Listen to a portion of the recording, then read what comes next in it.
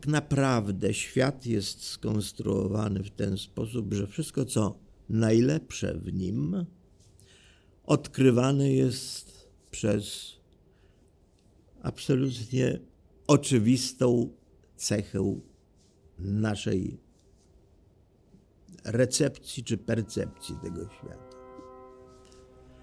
To jest ciekawość.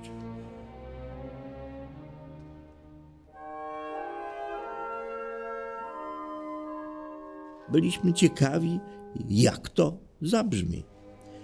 Jak ten Chopin, co nam powie. No i mówi, jeżeli nie znacznie więcej, to zupełnie inaczej.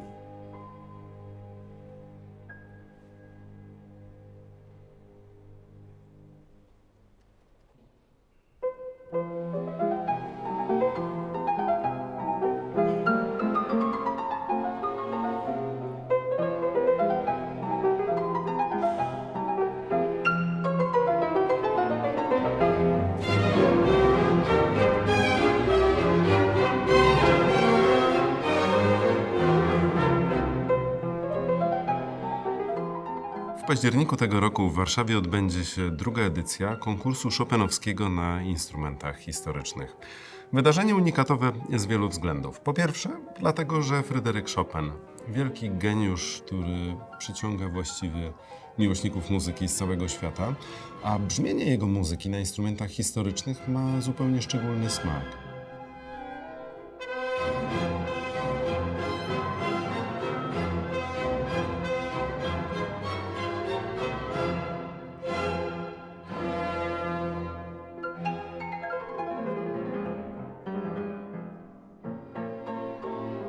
Instrument czasów Fryderyka Chopina jest kompletnie innym instrumentem niż to, co dzisiaj znamy.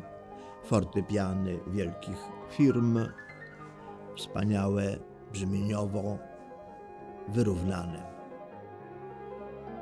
W przeciwieństwie do współczesnego fortepianu te instrumenty były niezwykle zróżnicowane. Miały kontrastowo różne brzmienia w poszczególnych rejestrach.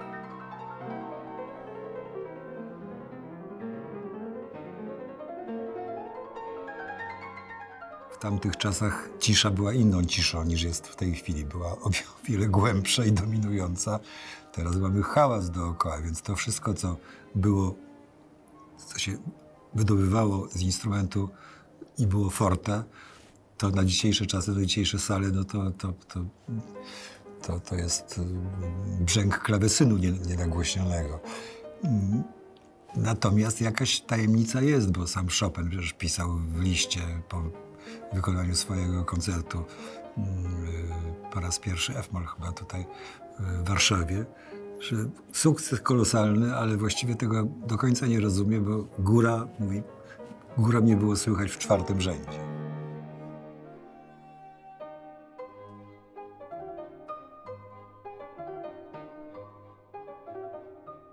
Fakt wykorzystania fortepianów historycznych generuje również potrzebę zaangażowania do finałów konkursu i do koncertu laureatów orkiestry specjalizującej się w wykonawstwie na instrumentach historycznych. I w 2018 roku, kiedy to organizowaliśmy pierwszą edycję konkursu chopinowskiego na instrumentach historycznych, udało nam się zaangażować legendarną orkiestrę Franza Brichena, orkiestrę XVIII wieku, która zresztą od samego początku w sposób bardzo aktywny uczestniczyła w promowaniu idei wykonawstwa orkiestrowych dzieł Fryderyka Chopina na świecie. W tym roku orkiestrą, która towarzyszyć będzie finalistom, będzie polska orkiestra specjalizująca się w wykonawstwie na instrumentach historycznych, orkiestra historyczna Martyny Pastuszki, którą poprowadzi Wacław Lux. 1, 2.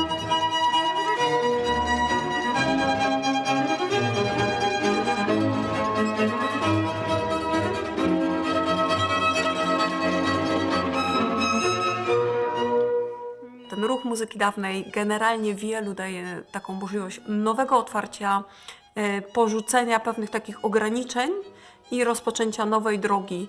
Jakimś takim rozwojem, pozwoleniem sobie na rozwój własnej estetyki.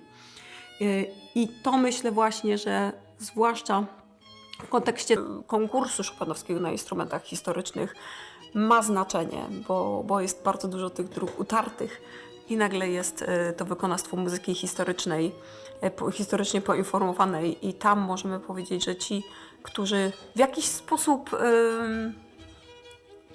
oczywiście to cały czas nie mówimy o warstwie technicznej, bo pewnie to jest znakomite i bez zastrzeżeń, ale ci, którzy po prostu w jakiś sposób nie mieszczą się ze swoją wyobraźnią, albo ze swoim ego, albo właśnie ze swoim jakimś takim innym sposobem widzenia świata, muzyka dawna jest rzeczywiście dla tych osób w jakiś sposób nie tyle schronieniem, co po prostu drogą życia.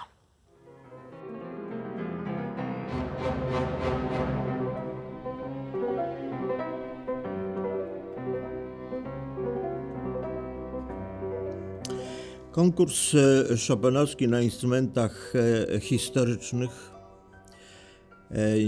nie był jakimś odizolowanym, autonomicznym pomysłem. Był bardzo oczywistą konsekwencją zainteresowań odbiorców tej specjalnej dziedziny, jaką jest muzyka, która by jak najwierniej, ten sposób, który jak najwierniej by zbliżył i odkrył, otworzył dzieło muzyczne w jego bardzo zróżnicowanym, skomplikowanym przekazie.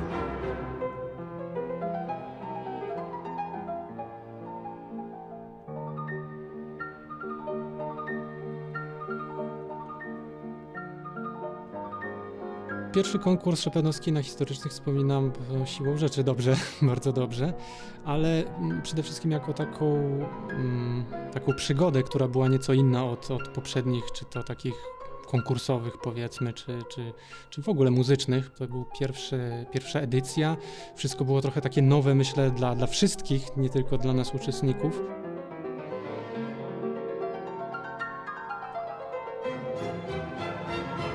Konkurs historyczny jest konkursem już nie monograficznym, tak jak w przypadku dużego konkursu, bowiem program, zwłaszcza pierwszego etapu konkursu, przewiduje utwory kompozytorów, którzy mieli wpływ na Fryderyka Chopina, takich jak Jan Sebastian Bach czy Wolfgang Amadeusz Mozart, a także polskich kompozytorów, którzy tworzyli tło jego epoki.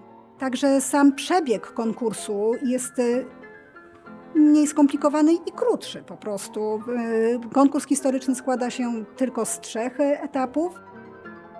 Pierwsze 2 etapy to są recitale, trzeci etap to oczywiście finały z towarzyszeniem orkiestry.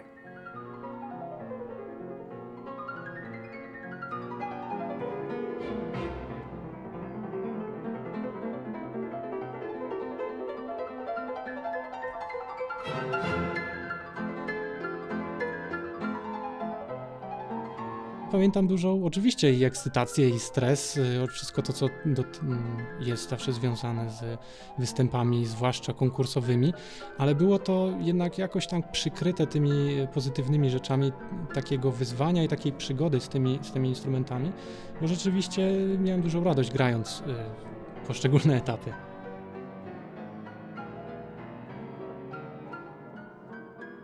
Sądzę, że jeśli ma się do dyspozycji fortepian właściwy kompozytorowi, to ma się tą szansę znaleźć się najbliżej jego idei, tego, co chciał wyrazić tak naprawdę.